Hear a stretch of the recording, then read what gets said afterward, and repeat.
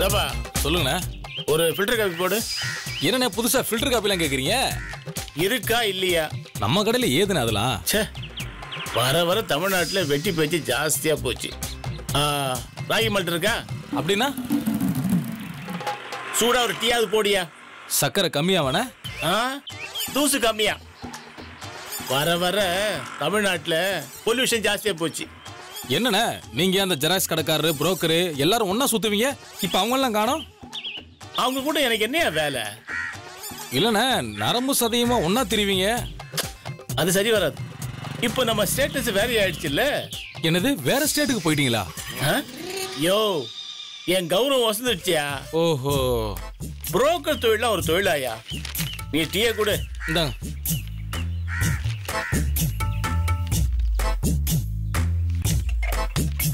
அண்ணே வணக்கண்ணே. என்னண்ணே அப்படி பாக்குறீங்க? என்ன தெரியலையா? என்ன என்ன வேணும் உனக்கு? உறவு முறை வச்சு கூப்பிடுற? யார் நீ? ஒருத்தரை கூப்பிடுறப்ப டீசன்சி வேணாம். அண்ணன் ஒன்னன்ற. Sorry sir. சொல்லு. இல்ல சார், நீங்க RR குரூப்புக்கு ரொம்ப நெருக்கமாயிட்டீங்கன்னு கேள்விப்பட்டேன். ஆமா, அது என்ன இப்போ? இல்ல, உங்க மூலமா ஒரு காரியம் ஆகணும். என்னையா என்ன புரோக்கர் நினைச்சியா? என்ன சார், நீங்க எவ்வளவு பெரிய ஆளு. RR குரூப் ராஜரத்னமே நீங்க சொல்றதே கேப்பாராம எல்லாரும் சொல்றாங்க. அது ஆமா. என்ன நான் ஒரு வார்த்தை சொன்னா மறுத்து பேச மாட்டேன் தெரியுமில்ல?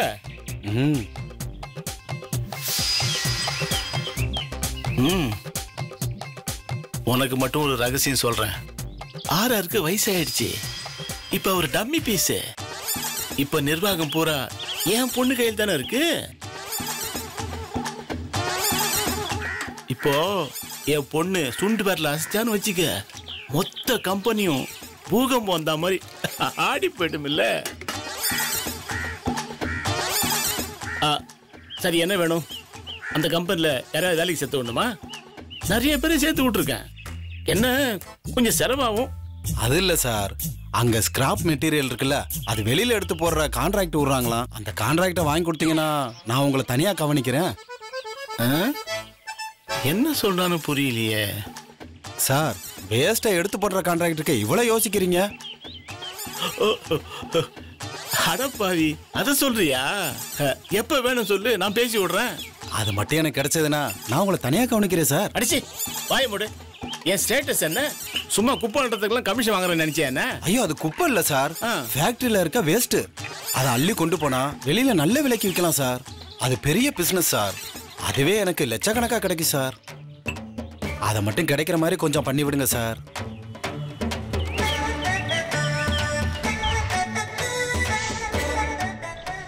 எவ்வளவு தருவேன் சார்? நீங்க கான்ட்ராக்ட ஓகே பண்ணுங்க சார், நான் பெரிய அமௌண்டா தரேன் சார்.